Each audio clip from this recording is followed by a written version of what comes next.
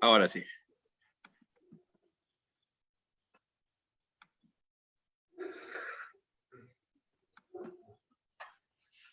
Bueno, quisiera agradecer a Conveagro por invitarme a hablar sobre este tema que es importantísimo, que es la política comercial del país, y una mirada a cómo esta política comercial ha influido sobre el desarrollo del sector agropecuario. Hay que decir que el sector agropecuario es de vital importancia para el país, porque cuando hablamos de oportunidades para todos, en las ciudades, bueno, pues las oportunidades son muchas por lo general, pero en el sector rural las oportunidades son pocas. Es difícil pensar en que el sector servicios llega al sector rural, en que las industrias de primer nivel lleguen al sector rural, y lo que ocupa el 70 o el 80% del sector rural es lo agropecuario y lo forestal. De modo que cuando hablamos de desarrollo de oportunidades para el sector rural, no hay otra forma de pensar en el desarrollo del sector agropecuario y forestal. Es por eso que es importantísimo ver cómo la política económica y la política comercial tienen que ir de la mano para, pues, el desarrollo de nuestros productores, ¿no? Vamos a hablar rápidamente sobre el mercado nacional, porque es importante saber el diagnóstico, pero rápidamente, ¿no? Como decía Clímaco, somos 2.2 millones de productores agropecuarios. El 46% de ellos se dedica al autoconsumo y el 54% de ellos, 1.2 millones, es el que se articula comercialmente al mercado. La mayoría de ellos al mercado nacional, unos pocos a la industria y unos pocos al mercado internacional.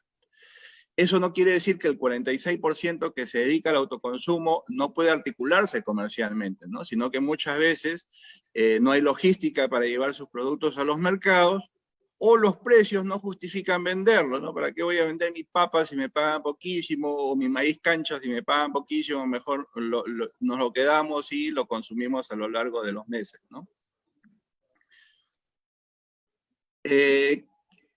Quiero hablar un poco cómo está la oferta productiva del sector agropecuario. Este es el análisis de siembras, el marco orientador de cultivos que ha presentado el Ministerio de Agricultura hace unos meses, para ser exacto, en julio del año pasado. Ellos analizan una matriz de 23 cultivos y nos dicen que en estos 23 cultivos se han sembrado o se iban a sembrar 2.100.000 hectáreas. Eso representa más o menos 100.000 hectáreas más que el promedio de los últimos 5 años. Y esto tiene, sí refleja lo que pasa en el campo. Cada año estamos sembrando más, ¿no? Porque se le da agua a nuevas tierras, porque hay ampliación de frontera agrícola. De a poco los privados van ampliando frontera agrícola, también proyectos a veces del mismo ministerio, de gobiernos regionales, a veces también de municipios, a veces de empresas privadas van ampliando de manera lenta pero progresiva la frontera agrícola, ¿no? Pero hay datos preocupantes también de este marco orientador de cultivos, ¿no? Por ejemplo, que en papa, a pesar que el precio de la papa ha estado bajísimo, se sigue sembrando más, ¿no? Que en maíz amarillo se está sembrando un poco más, maíz amilacio un poquito más, maíz choclo casi 9% más, y en quinoa, lo que es complicado y lo que refleja pues la caída de precios que ya estamos viendo en el campo, que se ha sembrado más quinoa en la última campaña, ¿no? Y que ahora ya estamos cosechando, es decir, estamos cosechando más quinoa que en años anteriores, ¿no? Este aumento de la producción es un impacto en los precios, ¿no? A más oferta, mayor precio, porque el agro nacional básicamente se orienta al mercado local, y productos como la quinoa, por ejemplo, si bien es cierto se exporta, el 40% de la producción se exporta, pero también es un mercado internacional reducido, no es un mercado al cual le podamos exportar todo lo que queramos. Eso es un poco resumen, ¿no? Cada año se da o se asegura riego a 50.000 nuevas hectáreas, lo que decía, por proyectos del ministerio, por proyectos de las regiones, por proyectos de algunos municipios, de algunas empresas privadas o de los mismos privados, las juntas de usuarios que hacen sus proyectos. Cada año tenemos 50.000 nuevas hectáreas con agua, en la agricultura nacional. Y esto obviamente aumenta la oferta.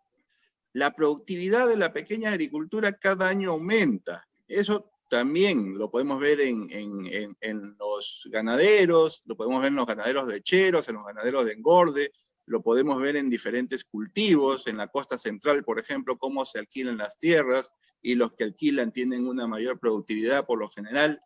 Richard Webb estimó que en las 2 últimas décadas la productividad de la pequeña agricultura incrementaba 4% cada año, ¿no? Entonces, y esto sí se refleja en el campo, ¿no? De modo que yo también he creído que siempre es un mito ese que la pequeña agricultura no tiene productividad. Si a la pequeña agricultura le das un mercado con precios que justifican pues producir más, la pequeña agricultura va a producir más, ¿no? Claro, si los precios están bajos, pues el agricultor va a hacer la mínima inversión en el campo, la mínima atención, y va a usar una semilla que no le cuesta, no va a fertilizar, ¿no? Y de modo que va a producir lo mínimo. De modo que los precios siempre son un driver, un gatillo de la productividad. La demanda de los productos aumenta limitadamente porque la población, bueno, crece 1% cada año, el ingreso, la economía ha estado creciendo menos de 3%, ni qué decir estos años del COVID, y el consumo, si bien es cierto, algunos años hemos tenido campañas de promoción del consumo, esto no es un tema sostenido que permita pues incrementar la demanda de productos del agro. De modo que tenemos un aumento de oferta constante y tenemos una demanda que no aumenta casi nada, ¿no? Y esto genera un escenario de sobreoferta productiva que sin duda mantiene bajos los precios del campo. Y esto lo podemos ver estadísticamente, ¿no? Según el SISAP, el Sistema de Información de Precios del Ministerio de Agricultura, el año 1997, que es el año más antiguo que refiere los precios, el precio mayorista de la papa blanca era 63 céntimos. Actualmente, en el 2000, fue 59 céntimos. El precio mayorista del arroz no se muestra, pero más o menos era lo mismo, 1,60 sol. Actualmente es 2,20 soles. El precio mayorista del camote era 25 céntimos, ahora es casi 1 sol. De la cebolla roja era 1 sol y para el año 2000 era 1,11 sol. De la papaya selva 91 céntimos y ahora es 1,60 sol. Del zapallo macre 73 céntimos y ahora es 1,18 sol. El sueldo mínimo para el año 97 era 345 soles. Ahora el sueldo mínimo es 930 y el sueldo mínimo para el agro es casi 1.200 soles. Es decir, el sueldo mínimo ha crecido más de 3 veces, pero los precios al campo en muchos productos es casi lo mismo y en algunos productos habrá incrementado 30 o 40% en estos son 23 años, ¿no? De modo que tenemos pues precios retrasados para el campo. Solo el camote ha aumentado en esa proporción en la que ha aumentado el sueldo mínimo, ¿no? De 25 centavos a casi 1 sol. Pero los demás productos han incrementado muy poco o no han incrementado. Cuando nosotros mostramos esta realidad del campo, los especialistas que suelen escribir en los periódicos dicen, pero tiene que aumentar la productividad, ¿no? Pero la productividad no lo es todo, ¿no? Esta tabla, por ejemplo, muestra 3 escenarios. La última es de un pequeño productor que no invierte mucho, en caso de papa blanca, ¿no? Produce 6.000 kilos por hectárea, su costo de producción es más o menos 50 céntimos por kilo. Un productor con más capital y más tecnología, que puede ser de Huánuco, de Cañete o de Barranca, saca 50.000 kilos por hectárea y su costo de producción es 40 céntimos. La primera línea, que dice una cosecha de 100.000 kilos, ese escenario no se da en el Perú, pero podría darse. Digamos, tú traes al mejor holandés, al mejor alemán a producir papa acá en el Perú, con full inversión, riego tecnificado, te va a sacar 100 toneladas por hectárea, y su costo de producción va a ser 30 céntimos. Pero ¿qué es lo que pasa cuando hay sobreoferta de papa? Que lo hemos visto en los últimos años. El precio en chacra te cuesta menos de 30 céntimos, te cuesta 20 céntimos, te dan 15 céntimos, te dan 10 céntimos. Es decir, si hay sobreoferta, No hay productividad que te salve, todos pierden. De nada sirve producir más por hectárea si igual vas a perder, porque el precio que te pagan no justifica el costo de producción unitario. Así tengas alta tecnología, así tengas el capital del mundo para hacerlo, ¿no? De modo que hay que tener mucho cuidado aquí, la productividad no lo es todo. Tenemos un problema serio en la papa, ¿no? Y menciono la papa porque en la papa son 700.000 familias. Claro, la mayoría de ellas son de autoconsumo, pero tenemos entre 200.000 y 300.000 familias de papa que se orientan al mercado. De modo que la papa es un cultivo transversal, porque estamos hablando de costa, estamos hablando de sierra, ¿no? Lo ideal sería tener un sistema de información que te diga hasta dónde puedes sembrar papa. Más allá no es recomendable porque el precio va a caer. Eso es bueno como primer paso. Pero después le dices, no siembre papa, pero ¿qué va a sembrar? ¿No? Tienes que darle opciones. Si tú tuvieras otra opción solamente para papa y los agricultores empiezan a sembrar la segunda opción, igual van a hacer que el precio caiga de esta segunda opción. Si tuvieras una tercera opción, lo mismo. Por eso, para que los precios no caigan, necesitamos por lo menos 5 cultivos masivos de alto hectariaje, estamos hablando de más de 200.000 hectáreas, que tengan cierta rentabilidad para que no haya sobreoferta estructural en los mercados. Si tuviéramos 5 cultivos, al menos 5 cultivos y una crianza, como es la ganadería lechera, ordenaríamos en realidad el mercado para los más de 23 productos del campo actualmente, ¿no? Porque ya tiene 5 cultivos que absorberían entre el 70 y el 80% de las siembras, y ya los demás no causaría oferta porque la superficie sería limitada, la superficie que le queda, ¿no? Y nosotros hemos analizado qué cultivos son susceptibles de un programa de promoción agraria que tendría resultados inmediatos y tendría, pues, serían de alguna manera seguros de implementar en cuanto a los programas, ¿no? Estos son la papa, el arroz, el maíz, la leche y las menestras. O sea, si tuviéramos un sistema de promoción fuerte para estos productos, en realidad estaríamos arreglando también el problema de los demás cultivos, ¿no? Porque al concentrar el 70 o el 80% de los productores aquí, ya lo demás se ordenaría por sí solo, de manera espontánea, ¿no? Y eso nos lleva, pues, a ver la política comercial. ¿Qué pasa con los aranceles o la protección arancelaria a nuestra producción o el impacto que tienen las importaciones sobre nuestro agro? Antes del 90, recordaremos que habían aranceles altos, ¿no? 60, 80%, más de 100% en algunos casos. La protección era altísima. Vino el año 91 y los aranceles se bajaron, ¿no? Prácticamente se bajaron de 12 a 20%, estamos hablando de alimentos, y había una sobretasa de 5 y 10% en algunos casos. Es decir, pasamos de un escenario donde la protección era alta, y hay que decirlo, si los aranceles son de 80 a 100%, hay un perjuicio para el consumidor, y de otro lado había mercantilismo porque habían, pues, empresarios que iban al Ministerio de Economía, súbeme este arancel, bájame este arancel, había bastante mercantilismo allí. El problema es que lo bajamos mucho, nos bajamos a 12, a 20%, que sumando la sobretasa la protección máxima era 30%. Es decir, bajamos quizás de un promedio de 100% a 30%, ¿no?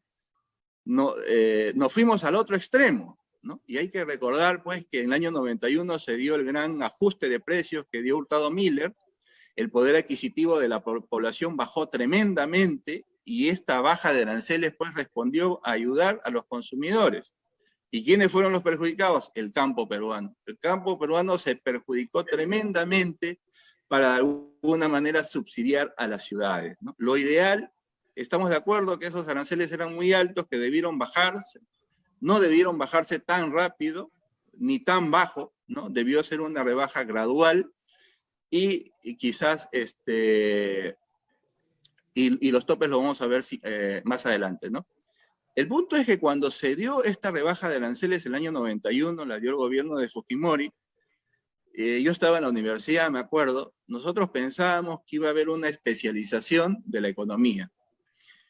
¿Y qué entendemos por especialización en el agro? Decíamos, bueno, la costa se volverá industrial, para cultivos industriales, se volverá agroexportadora, y la sierra y la selva alimentará al mercado nacional.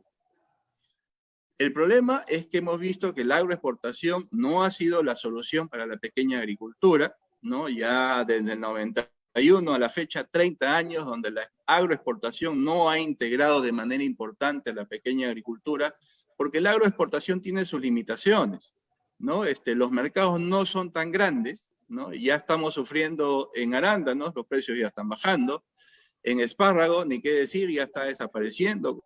Con esta última alza que ha habido al jornal agrario, ya va a empezar a desaparecer el espárrago. La palta, ya se avisora competencia fuerte de Colombia, y eso va a traer problemas serios en 3, 4, 5 años a Perú, ¿no? De modo que la agroexportación peruana ya se está recalentando. No podemos pensar que la agroexportación va a ser la solución integradora o la solución articuladora para la pequeña agricultura, ¿no? Esto no se ha dado en 30 años y tampoco, y menos se va a dar a futuro, porque los mercados de la agroexportación se están saturando también. A partir del 2001, con el gobierno de Paniagua, Acción Popular tenía que ser, Paniagua implementó la franja de precios para maíz amarillo duro, azúcar blanca, arroz pilado y leche entera en polvo, ¿no? Que fue una protección adicional para estos productos que de alguna manera eran los más sensibles y los que estaban sufriendo más a esa época, ¿no? De alguna manera se buscó corregir lo que hizo Fujimori 10 años antes implementando esta franja de precios. A partir del 2002, ya con Toledo, se bajaron un poco más los aranceles. El arancel mínimo para los alimentos era 12%, ahora se bajó de 4 a 20%, y la sobretasa, que era de 5 a 10, solo quedó en 5%. Luego, a partir del año 2007, ya con el presidente García, los aranceles se bajaron mucho más para alimentos. Estamos hablando de 0 a 9%, y se elimina la sobretasa, ¿no? Hay que recordar que por esos años los precios de los alimentos, los precios internacionales subieron, y de alguna manera esta rebaja de aranceles buscaba ayudar al consumidor, ¿no? Siempre perjudicando al campo. Ayudar al consumidor perjudicando al campo, ¿no? Pero lo que vimos también es que al final el consumidor tampoco se benefició. Esa rebaja arancelaria quedó en los bolsillos de los grandes importadores en realidad, porque los precios para los consumidores no mejoraron. Aún así, con esa evidencia, no se corrigieron los aranceles, y ya vino la implementación de los TLCs con Estados Unidos y la Unión Europea, y estos TLCs prácticamente hacen inviable la franja de precios, ¿no? Ya no se puede aplicar franja de precios en estos TLC por las cláusulas mismas del acuerdo.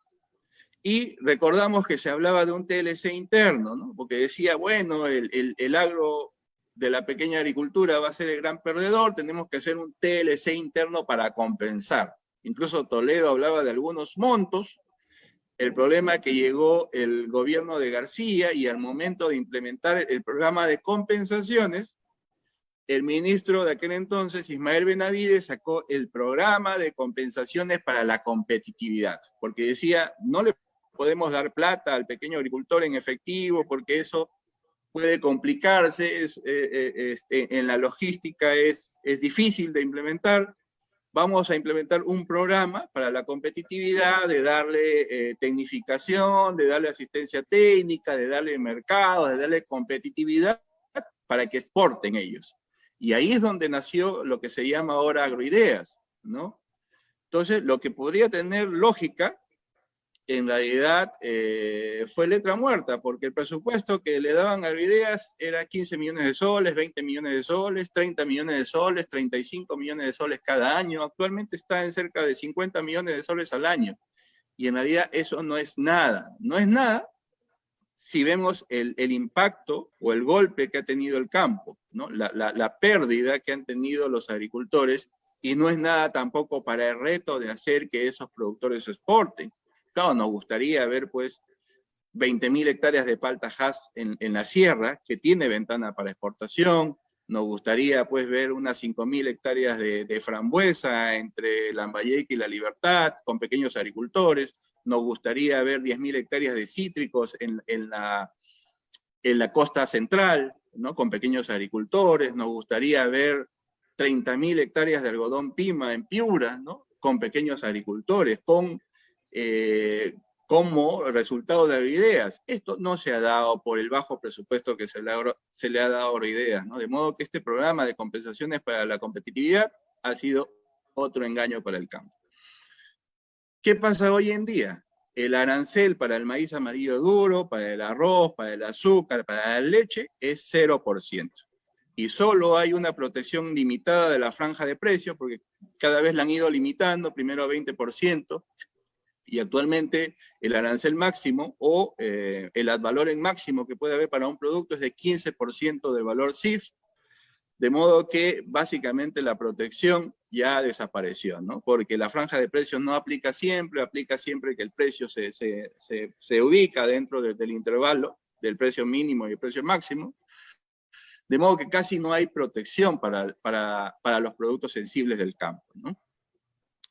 Y además que los TLC pues ya han hecho inviable, ¿no? El maíz ya viene de Estados Unidos, la leche en polvo y los derivados lácteos vienen de Estados Unidos, no aplica la franja, de modo que en la práctica solo el arroz y el azúcar tienen cierta protección comercial en el Perú, ¿no? Solo arroz y azúcar. Los demás productos prácticamente están sin protección.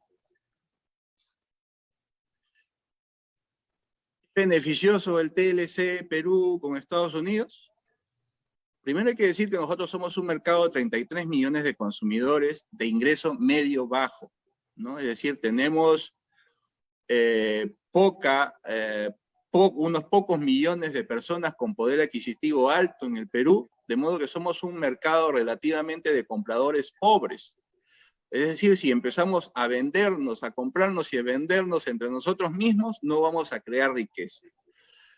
O la riqueza en la medida de las necesidades del país, ¿no? Tenemos que exportar más para crear riqueza de manera importante. Eso en primer lugar, ¿no? No somos, si el ingreso promedio de los peruanos fuera 50.000 o 60.000 dólares por habitante, como eso en un país desarrollado, podría tener sentido, nos cerramos y entre nosotros mismos nos compramos, nos vendemos porque todos tienen poder adquisitivo, pero en el Perú la mayoría de peruanos no tiene poder adquisitivo, de modo que tenemos que exportar para traer riqueza acá al país. El TLC Perú con Estados Unidos es ventajoso para el Perú en más de 2.000 millones de dólares anuales. En algunos años ha sido más de 3.000 millones. Es decir, le vendemos a Estados Unidos más de lo que importamos. Y esto va a mejorar a futuro, porque dentro de todas las críticas que ha tenido el proyecto de la refinería de Talara, en unos años ya no vamos a importar combustible refinado y esto va a aumentar la balanza comercial con Estados Unidos, porque principalmente importamos de Estados Unidos combustible refinado, ¿no? Cuando ya dejemos de importar, esta balanza comercial va a ser mucho más ventajosa para el Perú. Estamos hablando de un superávit de 5.000 o 6.000 millones de dólares a favor de Perú, ¿no? De modo que el TLC con Estados Unidos nos conviene. Hay muchos ganadores con ese TLC. El problema es que hay algunos perdedores. ¿Y cuáles son esos perdedores? Para variar, ¿no? ¿Quiénes pierden? El campo. Y en el campo, ¿quiénes son los que más han perdido? Los productores de leche y los productores de maíz amarillo duro. El problema es pues que los ganadores que exportan a Estados Unidos deben ser 1.500, 1.800 empresas. Y los que pierden, los productores de leche, son 450.000 familias. Y los productores de maíz amarillo duro que teníamos en ese entonces, cuando el TLC empezaba, eran cerca de 300.000. Ahora están cerca de entre 100.000 y 150.000. De modo que mientras en el otro lado ganan entre 1.000 y 1.800 empresas, por el otro lado pierden 450.000 ganaderos y pierden más de 100.000 productores de maíz, ¿no? Como siempre, pierde el campo en esta política comercial que ha tenido nuestro país, que puede tener sentido, ¿no? El problema es cómo compensamos, pues, a los que están perdiendo, y no son, pues, personas que viven de las ciudades, donde se podrían reconvertir, donde podrían haber oportunidades en otras actividades. Son personas del campo donde no hay más oportunidades, ¿no? Y la gente pues que tiene que emigrar a la ciudad, viviendo en zonas marginales, ¿no? Buscando trabajar en lo que pueda. Propuestas tenemos, ¿no? Yo soy uno de los que cree que no se puede, que no es necesario cambiar la Constitución, porque la Constitución, en su artículo 88, ¿qué dice? El Estado apoya preferentemente a la agricultura. Es decir, la agricultura es el único sector privilegiado en la Constitución. El problema es que los gobiernos no le han hecho caso. El problema es que no ha habido decisión política para cumplir esa Constitución, ¿no? Y el campo, como lo hemos visto, ha sido el más perjudicado siempre, ¿no? Tampoco soy de la idea de denunciar, porque esa es la palabra, denunciar, cuando te quieres retirar de un tratado de libre comercio, porque en realidad con los tratados de libre comercio estamos ganando. El problema es que hay que ver cómo mejoramos la situación de esas personas que están perdiendo, ¿no? Y de eso se trata esta propuesta, ¿no? Y creemos que hay espacio para mejorar la protección en el arroz. Yo sí creo que el arroz, con esa connotación negativa que ha tenido, y yo lo reconozco, yo he sido un crítico antes del arroz también por el consumo alto de agua que tiene, por el perjuicio que genera a los suelos en muchos de los casos, pero es algo que tecnológicamente se puede manejar. Y el arroz cumple un rol importantísimo en nuestro agro, ¿no? Esto es algo que lo he ido aprendiendo en el tiempo, ¿no? Yo he visto cómo ha impactado la desaparición del algodón en el agro. Nosotros solíamos tener 250.000 hectáreas en toda la costa de algodón. Y cuando ese algodón ha ido desapareciendo progresivamente, esas superficies se han ido dedicando a producir alimentos. Y esa, en realidad, es la principal causa de que pues hay exceso de producción de papas, en algunos casos de cebolla, en algunos casos de zapallo, en algunos casos de zanahoria, ¿no? Porque ha desaparecido un cultivo industrial que tenía 250.000 hectáreas. Esas superficies producen alimentos ahora. Y es lo mismo que pasaría si desaparece el arroz. Imagínense que desaparezcan pues 200.000, 250.000 hectáreas de arroz. Sería destructivo porque esas áreas van a empezar a sembrar maíz, van a empezar a sembrar menestras y van a inundar el mercado de productos. Sería destructivo y tenemos que ver más bien cómo el arroz incrementa un poco, ¿no?, en superficie para ayudar a estabilizar los precios de otros productos, ¿no? Porque en el arroz sí tenemos espacio para crecer un poco, ¿no? Por eso decía, yo creo que podemos aumentar la protección solo para el caso del arroz, llevarla hasta 40% de protección.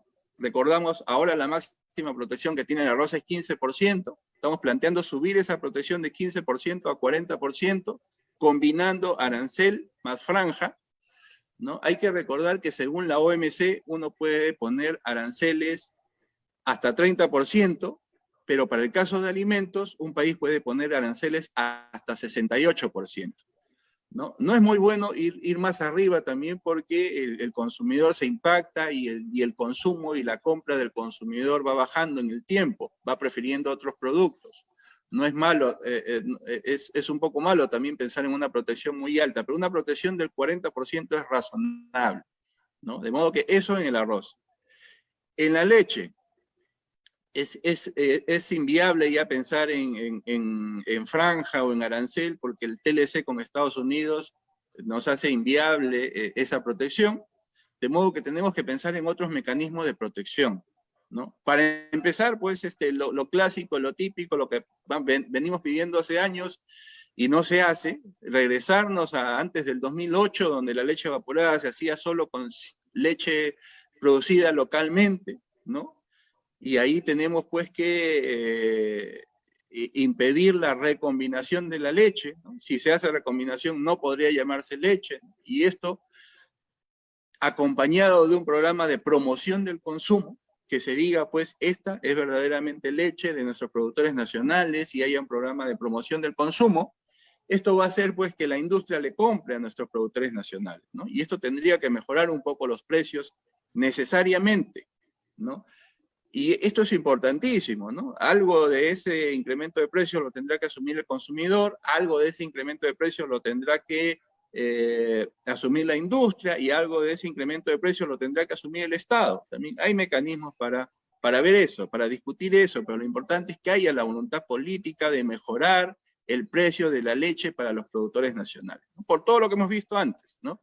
Y la leche es vital para el agro, porque la leche impacta sobre el maíz, porque las vacas comen el maíz para chala, ¿no? Y el maíz, si esto creciera, incrementarían las siembras de maíz para chala, y ese es un ingreso importante para los agricultores, y los pastos en la sierra, ¿no? Los pastos mejorados en la sierra, ver a nuestras pampas verdes, y ya que justifiquen, pues, hacer los proyectos de irrigación para irrigar más tierras, y esto sería maravilloso, ¿no? De modo que la leche, en principio, ver cómo evitamos la recombinación, y en el camino ver otros mecanismos de protección, de promoción, para ver cómo mejoramos la situación de los ganaderos. También creo que es necesario fomentar el acopio, ¿no? El acopio de productos del campo, ¿no? Un camión, pues, que va a recoger el producto, va a llevarlo al mercado. Ese combustible, además de pagar IGB, tiene que pagar un selectivo, ¿no? Y en realidad, pues, eso encarece, pues, el producto para todos, ¿no? Le disminuye el precio para el productor y le encarece el precio para el consumidor. Creemos que ese selectivo que se usa en toda la cadena agroalimentaria debe devolverse, ¿no? Para mejorar precisamente los precios, tanto para el que vende como para el consumidor.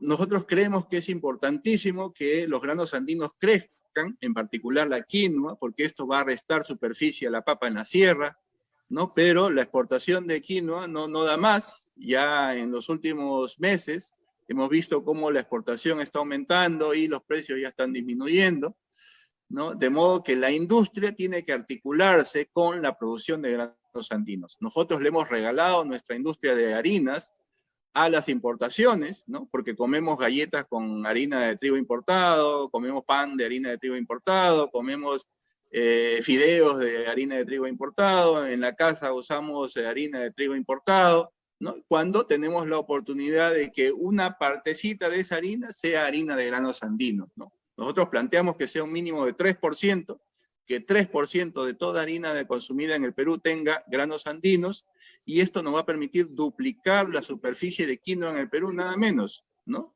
Imaginen que fuera 4 o 5%, ¿no? 3%, empecemos con eso, gradualmente, 1% cada 2 años, y esto va a tener un impacto fuerte en nuestra región andina, y lo que decía también, colateralmente, reducir la superficie de papa y mejorar los precios para la papa, ¿no?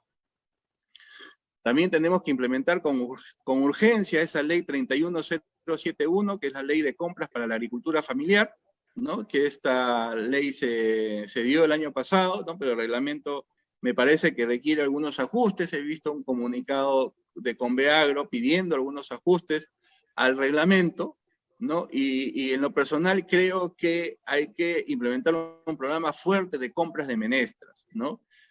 Un mínimo de 100.000 toneladas anuales de menestra va a tener un impacto en desarrollar menestras en costa, en sierra y en selva, ¿no? Y esto es algo que necesita el campo. Si el Estado puede salir a comprar algo, es preferible pensar en estos no perecibles y en un cultivo que llega a la médula de la pequeña agricultura, como son las menestras, ¿no? Y además que esas compras se prestan, pues, para el programa de lucha contra la anemia necesario para el país, porque las menestras, como sabemos, son ricas en fierro, y las menestras, pues, siempre se comen con una carnecita, un huevo frito, ¿no? Un pescadito, ¿no? Entonces combina el fierro vegetal con el fierro animal, que esta combinación es necesaria para su mejor absorción. Y de otro lado tenemos el tema de los intereses para el agro, ¿no? El agro que actualmente se presta, en el mejor de los casos, a 30% de interés al año.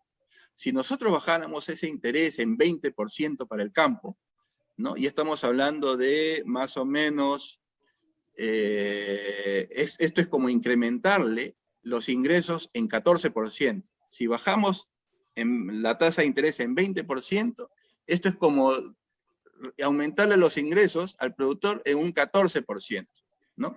Esto es como subir los aranceles más o menos en 14%, ¿no? De modo que si tuviéramos un programa financiero que le dé una tasa de interés baja para el campo, como pasa en muchos países del mundo, ¿no? Vamos a ayudar también a mejorar la competitividad, ¿no? Y nosotros planteamos usar ese mecanismo que ya está, el FAE agrario, ¿no? Mejorarlo sin duda, hacerlo flexible, quitar ese tema de subasta, que lo administre completamente el agrobanco, y por lo menos aumentar su vigencia al 2031, ¿no? Porque según cómo está ahora, el FAE agrario acaba el próximo año, hay que extenderlo al 2031, y en el camino también agregarle más recursos, ¿no? Esto va a permitir, pues, tener tasas de interés para el campo de 10, de 12%, que es algo necesario en todo este esquema, pues, de promoción que debemos hacer, ¿no? Y por último está el Agroidea, ¿no? El famoso programa que nos ofrecieron para compensar el daño de las importaciones. Hay que darle el presupuesto necesario, ¿no? Planteamos que por lo menos le demos 350 millones de soles al año, y esto vaya incrementando en el tiempo, pero para empezar, 350 millones de soles al año, y esto va a permitir, pues, sí tener un impacto, ir teniendo un impacto más importante en orientar a pequeños agricultores al mercado internacional progresivamente, ¿no? De modo que este es un conjunto de medidas, ¿no? que se están planteando. Es difícil pensar en anular TLCs, es difícil pensar en anular todo tipo de importación, ¿no? Porque en realidad en el comercio internacional estamos ganando, ¿no? Lo que tenemos que ver es cómo compensamos verdaderamente, pues, a los productores que están perdiendo, y que lamentablemente, pues, son cientos de miles de productores los que están perdiendo, ¿no? El campo, históricamente, en los últimos 30 años, ha tenido que subvencionar a las ciudades. Esta rebaja arancelaria que se hizo el año 91, que fue dramática, en realidad se hizo en un contexto donde el Perú, pues, estaba el terrorismo aquí, donde la crisis económica era grande, los gremios estaban destruidos, y no hubo, pues, quien levante la voz, quien reclame, ¿no?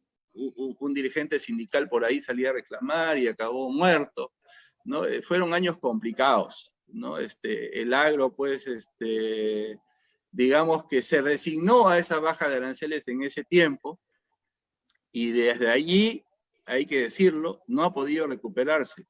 Vamos 30 años donde la pequeña agricultura no ha podido recuperarse, y tenemos que hacer algo, pues, porque cuando hablamos de cómo se explica que ese voto rural sea antisistema, en realidad eso lo hemos hecho todos nosotros. El abandono del campo lo hemos hecho todos nosotros, y todos hemos sido cómplices de esto, ¿no? Y es el momento de solucionarlo, ¿no? Y lamentablemente es algo que lo venimos pidiendo desde hace varios años, ¿no? Está Conveagro, están los dirigentes gremiales, están muchos profesionales que han venido pidiendo esta atención al campo, y ha sido ignorada sistemáticamente y hasta combatida por muchos sectores, ¿no? De modo que, amigos, necesitamos un país que crezca, necesitamos un país con oportunidades, pero oportunidades para todos, ¿no? Y ahí el sector rural necesita, pues, de un sector agrario fortalecido. Gracias, creo que estamos en el tiempo. Gracias, Clímaco, y creo que ya pasamos a la siguiente ronda. Bien, muchísimas gracias.